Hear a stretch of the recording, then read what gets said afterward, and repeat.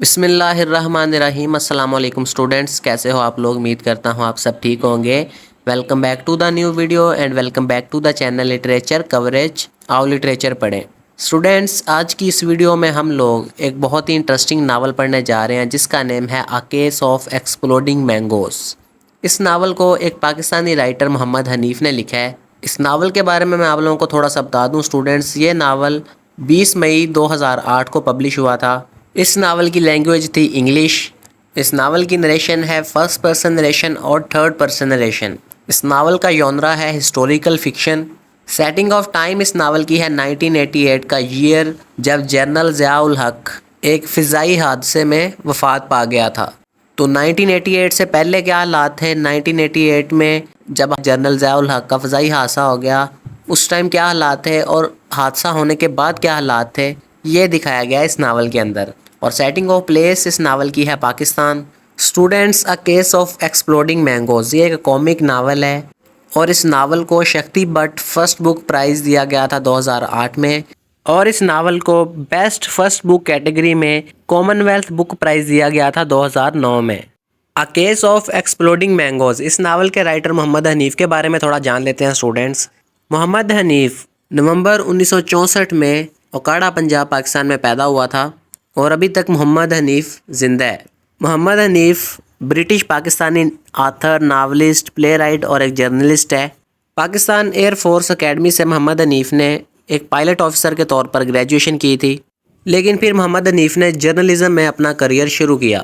محمد حنیف نے انگلینڈ کی ایک یونیورسٹی آف ایسٹ اینگلیا میں بھی گریجویشن کی ہوئی ہے۔ محمد حنیف انگلینڈ کے مختلف نیوز پیپرز میں لکھتا بھی ہے، اور لندن میں BBC اردو سروس کا ہیڈ بھی رہ چکا ہے۔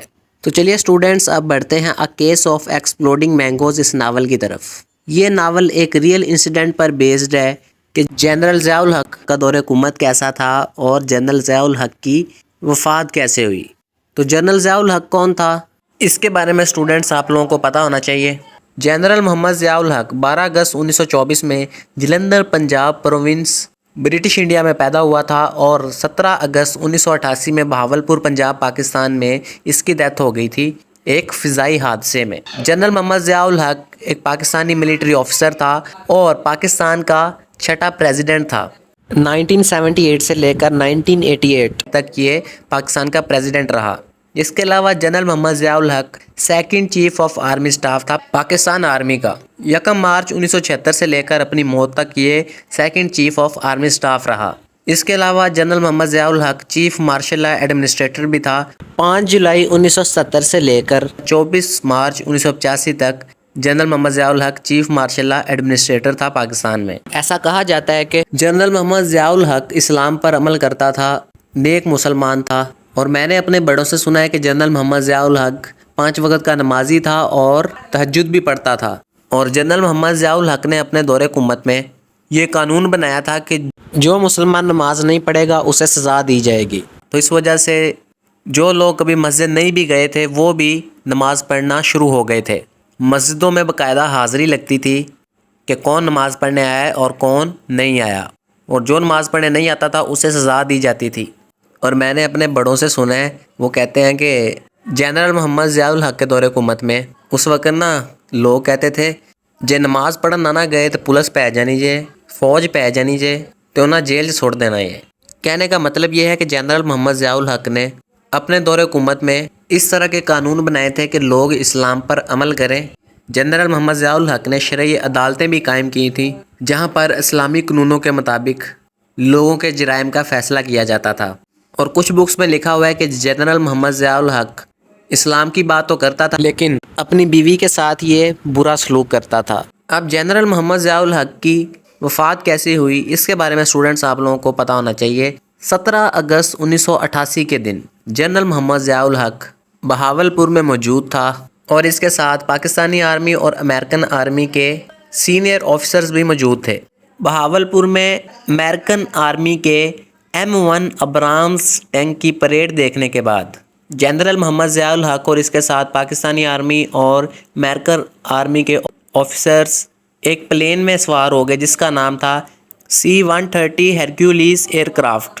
اور اس کو پاک 1 بھی کہا جاتا تھا اس ایئر کرافٹ کو۔ C-130 ایئر کرافٹ یہ بھی امریکن آرمی کا ہی ایک ایئر کرافٹ تھا۔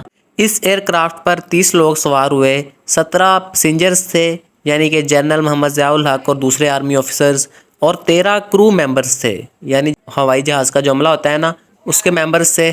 جنرل محمد ضیاء الحق کے ساتھ پاکستان میں موجود United States of America ambassador Arnold Raphel تھا، brigadier general Herbert M Wassom تھا، اور USA military mission in Pakistan کا چیف بھی تھا، اور اس کے علاوہ سینئر پاکستانی آرمی آفیسرز کا ایک گروپ بھی C-130 پلین میں جنرل محمد ضیاء الحق کے ساتھ سوار تھا۔ 2 منٹس اور 30 سیکنڈز تک C-130 ایئر کرافٹ ہوا میں اڑتا رہا، اور اس کے بعد بہاولپور کنٹرول ٹاور سے C-130 ایئر کرافٹ کا جو کانٹیکٹ تھا وہ ختم ہو گیا۔ جن لوگوں نے C-130 پلین کو گرتے ہوئے دیکھا تھا انہوں نے بتایا کہ یہ پلین کبھی اوپر کو جا رہا تھا، کبھی نیچے کو جا رہا تھا، اور اس کے بعد یہ پلین سیدھا زمین سے ٹکرا گیا، اتنی شدت سے ٹکرایا کہ اس پلین کے ٹکڑے ٹکڑے ہو گئے، اور C-130 پلین میں جتنے بھی لوگ سوار تھے ان سب کی ڈیتھ ہو گئی، یعنی کہ جنرل محمد ضیاء الحق بھی اسی فضائی حادثے میں وفات پا گیا تھا۔ بہت ساری انویسٹیگیشنز ہوئیں اس کریش کے متعلق کہ یہ کریش کیوں ہوا، لیکن کوئی بھی خاص ثبوت نہیں مل سکا، کوئی خاص وجہ نہیں مل سکی کہ اتنا طاقتور اور اتنا مضبوط پلین C-130 ہرکیولیز وہ کیسے تباہ ہو گیا۔ اس کے بعد بہت ساری افواہیں پھیلنی شروع ہو گئیں۔ کچھ لوگ کہتے تھے کہ ہو سکتا ہے جہاز میں کوئی خرابی پیدا ہو گئی ہو، اس وجہ سے یہ پلین کریش ہو گیا ہے۔ کچھ لوگ کہتے تھے کہ آموں کی پیٹی میں کسی نے بوم رکھا تھا، اور وہ آموں کی پیٹی اس جہاز میں رکھی گئی تھی، وہ بوم پھٹ گیا اور یہ جہاز بھی تباہ ہو گیا، اور سارے لوگ اس جہاز میں جو بیٹھے ہوئے تھے ان کی ڈیتھ ہو گئی۔ A Case of Exploding Mangoes اس ناول کے مطابق کچھ انسیڈنٹس بھی ایڈ ہیں۔ اس ناول کے مطابق کہا جاتا ہے کہ ہو سکتا ہے کہ جنرل محمد ضیاء الحق کو کسی کی بد دعا لگی ہو، اس وجہ سے اس کا ایئر کرافٹ تباہ ہو گیا، یا پھر آل پاکستان سویپرز ایسوسی ایشن نے مل کر یہ پلان بنایا کہ جنرل محمد ضیاء الحق کے ایئر کرافٹ کو کسی نہ کسی طرح سے تباہ کیا جائے، کیونکہ آل پاکستان سویپرز ایسوسی ایشن کے سیکریٹری کو جنرل محمد ضیاء الحق کے آرڈر پر ایک ISI آفیسر میجر کیانی نے مار دیا تھا۔ تو چلیے اسٹوڈنٹس اب دیکھتے ہیں کہ اس ناول کی کہانی کیا ہے۔ اس ناول میں ایک کریکٹر ہے علی شگری نام کا، یہ ایک جونیئر آفیسر ہے پاکستان ایئر فورس میں، اور یہ اس ناول کا نریٹر بھی ہے۔ علی شگری یہ کریکٹر لیزی ہے، اور کچھ ٹائم پہلے ہی اس کے فادر کلونل کولی شگری کی ڈیتھ ہو گئی ہے، اور کلونل کولی شگری کی ڈیتھ کے بارے میں یہی کہا گیا تھا کہ کلونل کولی شگری نے سوسائڈ کی ہے، لیکن علی شگری کو یہ بات پتہ چلی کہ اس کے فادر کولی شگری نے سوسائڈ نہیں کی بلکہ اس کو قتل کیا گیا ہے، اور اس کو قتل کیا ہے ایک ISI آفیسر میجر کیانی نے جنرل محمد ضیاء الحق کے آرڈرز پر۔ یہ واقعہ جنرل محمد ضیاء الحق کے پلین کریش سے کچھ مہینے پہلے کا ہے، جب علی شگری کے فادر کلونل کولی شگری کی ڈیتھ ہوئی ہے۔ کلونل اسٹوڈنٹس یہ ایک آرمی رینک ہے۔ اب علی شگری جنرل محمد ضیاء الحق سے اپنے فادر کلونل کولی شگری کی موت کا بدلہ لینا چاہتا ہے، تو وہ بہت سارے پلانز بناتا ہے، اور جنرل محمد ضیاء الحق کی زندگی کے بارے میں کافی آبزرو کرتا ہے۔ Ali Shigri Pakistani air force academy میں ایک جونیئر آفیسر ہے، اور اس کے ساتھ اس کے کچھ فیلو کیڈٹس اور کچھ انسٹرکٹرز بھی ہیں جن کے نیم کچھ یوں ہیں۔ ایک ڈرل انسٹرکٹر ہے، ایک امریکن لیوٹیننٹ بینن ہے جو کہ اسموکنگ کرتا ہے، اور اسے سبھی لوگ لوٹ کہتے ہیں۔ لیوٹیننٹ بینن بہت زیادہ اولڈ اسپائس کولون لگاتا ہے، یعنی ایک پرفیوم کا نیم ہے۔ پاکستان ایئر فورس اکیڈمی میں ایک انکل سٹارچی بھی ہے جو کہ سکواڈ کا لانڈری مین ہے، اور یہ اپنے لیے میڈیسن تیار کرنے کے لیے زندہ سانپوں کا زہر استعمال کرتا ہے۔ علی شگری کا ایک بیسٹ فرینڈ اور روم میٹ بھی ہے جس کا نام ہے بیبی او۔ بیبی او کا ریئل نیم ہے عبید۔ بیبی او خود کو رچرڈ بیچ کے ناول کے ایک کریکٹر جوناتھن لیونگسٹن سیگل جیسا امیجن کرتا ہے۔ پھر جنرل محمد ضیاء الحق کی زندگی کے بارے میں اس ناول کے اندر بتایا جاتا ہے کہ جنرل محمد ضیاء الحق ہر روز صبح اٹھ کے اپنے سیکیورٹی چیف جنرل اختر سے پوچھتا ہے کہ اسے یعنی جنرل محمد ضیاء الحق کو کون مارنے کی کوشش کر رہا ہے۔ جنرل محمد ضیاء الحق ایک اچھا مسلمان ہے، وہ باقاعدگی سے نمازیں پڑھتا ہے اور پھر نماز کے دوران روتا بھی ہے، لیکن جنرل محمد ضیاء الحق اپنی بیوی کے ساتھ لڑائی بھی کرتا ہے۔ پھر اس novel a case of exploding mangoes کے ایک سب پلاٹ میں بتایا جاتا ہے کہ جنرل محمد ضیاء الحق نے ایک بار ایک نابینا عورت زینب کو سزائے موت سنا دی کہ اس عورت کو پتھر مار مار کر مار دیا جائے۔ اس لڑکی زینب کے ساتھ گینگ ریپ ہوا تھا، لیکن جنرل ضیاء کی شریعہ کوڈ کے مطابق قصوروار اس لڑکی کو ٹھہرایا گیا کہ اس لڑکی نے اڈلٹری کی ہے، اس لڑکی نے ہی زنا کرنے کا جرم کیا ہے۔ پھر اس لڑکی زینب نے جنرل ضیاء کو بددعا دے دی۔ جب زینب نے جنرل ضیاء کو بددعا دی تو تب زینب ایک جیل میں قید تھی، ایک قید خانے میں قید تھی، اور وہاں پر یہ کچھ چڑیوں کو، کچھ کووں کو بریڈ کے پیسز ڈال رہی تھی، اور کہا جاتا ہے کہ اس بددعا کو ایک کوا اپنے ساتھ لے اڑا۔ پھر اس novel case of exploding mangoes کے دوسرے سب پلاٹ میں دکھایا جاتا ہے کہ آرنلڈ رافیل، جو کہ پاکستان میں یونائٹڈ اسٹیٹس آف امریکہ کا ایمبیسڈر تھا، اس نے اسلام آباد میں جولائی کی 4 تاریخ کو ایک پارٹی رکھی، اور اس پارٹی میں ایک جوان داڑھی والا سعودی عربیہ کا ایک شخص بھی ہے جس کا نام ہوتا ہے O B L Laden and کو کنسٹرکشنز۔ اس کمپنی کے لیے کام کرتا ہے۔ او بی ایل نامی شخص اسامہ بن لادن کو ظاہر کرتا ہے اس ناول کے اندر، یعنی اسامہ بن لادن اسلام آباد پاکستان میں جولائی 4 کو آرنلڈ رافیل نے جو پارٹی رکھی ہوتی ہے اس میں آتا ہے، اور سی آئی اے کے چیف نے آ کر او بی ایل سے کہا nice meeting you O B L, good work, keep it up. اب علی شگری کو اپنے فادر کلونل قلی شگری کی موت کا بدلہ لینا ہے۔ پہلے علی یہ پلان بناتا ہے کہ وہ اپنی سورڈ کے ساتھ جنرل ضیاء کی آنکھ پر اٹیک کرے گا، اپنی سورڈ جنرل ضیاء کی آنکھ میں مار دے گا اور اپنا بدلہ پورا کر لے گا۔ علی شگری اپنی سورڈ کے ساتھ پریکٹس بھی کرتا ہے کہ وہ کس طرح سے جنرل ضیاء کو اپنی سورڈ کے ساتھ مارے گا، اس کی آنکھ میں اپنی تلوار مارے گا۔ لیکن علی شگری کا دوست بیبی او وہ ایک نیا پلان بناتا ہے جنرل ضیاء کو مارنے کے لیے۔ وہ کہتا ہے کہ وہ دونوں مل کر جنرل ضیاء کے اوپر ایک پلین کریش کروا دیں گے۔ بیبی او جنرل ضیاء کے اوپر پلین گرانے کے لیے ایک پلین کو چوری کرنے کے لیے بھی چلا جاتا ہے۔ بیبی او اور علی شگری یہ پلین چرا لیتے ہیں، لیکن بیبی او غلطی سے علی شگری کو لاہور فورٹ میں لینڈ کروا دیتا ہے، اور لاہور فورٹ ایک پریزن ہوتا ہے، ایک ٹارچر سینٹر ہوتا ہے، اور غلطی سے بیبی او علی شگری کو یہاں پر لاہور فورٹ میں لینڈ کروا دیتا ہے، اور علی شگری کو جیل میں ڈال دیا جاتا ہے۔ لاہور فورٹ میں علی کو دوسرے قیدیوں کی چیخوں کی آواز آتی ہے جن کو ٹارچر کیا جا رہا ہوتا ہے، اور علی اپنی جیل کی دیوار میں موجود ایک سوراخ سے دوسرے آدمی کے ساتھ بات کرتا ہے جو کہ دوسری جیل میں قید ہوتا ہے۔ تو علی کو پتہ چلتا ہے کہ وہ دوسرا آدمی یہاں پر 9 سالوں سے موجود ہے جسے قید کر کے رکھا گیا ہے۔